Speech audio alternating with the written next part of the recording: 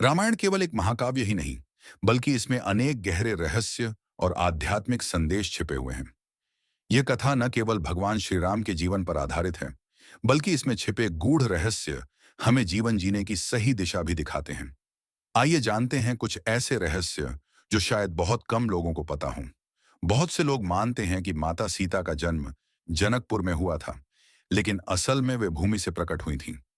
वाल्मीकि रामायण के अनुसार राजा जनक ने जब हल से भूमि जोती, तो उन्हें धरती के गर्भ से एक कन्या प्राप्त हुई, जिसे उन्होंने अपनी पुत्री के रूप में स्वीकार किया। यह संकेत करता है कि माता सीता स्वयं पृथ्वी का स्वरूप थीं। रामायण में वर्णित राम सेतु को आज भी एडम्स ब्रिज के नाम से जाना जाता है। वैज्ञानिक अध्ययन बताते हैं कि यह पुल असली हो सकता है, क्योंकि पानी के नीचे मौजूद पत्थर किसी प्राकृतिक संरचना से मेल नहीं खाते। इस सेतु के पत्थर पानी में तैरते थे, जो यह दर्शाते हैं कि उस समय के ऋषियों और वानरों के पास अद्भुत ज्ञान था।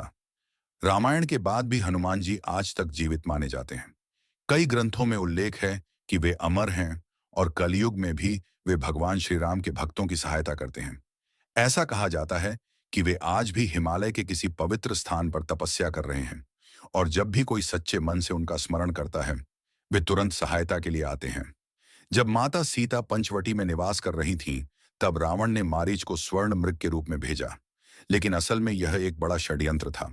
ऐसा कहा जाता है कि माता सीता ने उस समय स्वयं रावण के चंगुल में फंसने की अनुमति दी थी, क्योंकि यह भगवान विष्णु के अवतार श्री राम का एक दिव्य उद्देश्य था, राक्षसों का नाश करना और धर्म की स्थापना करना।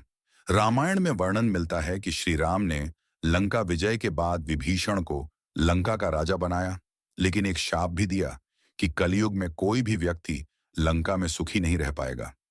यही कारण है कि लंका, जो कभी सोने की थी, आज भी संघर्ष और अशांति का प्रतीक बनी हुई है।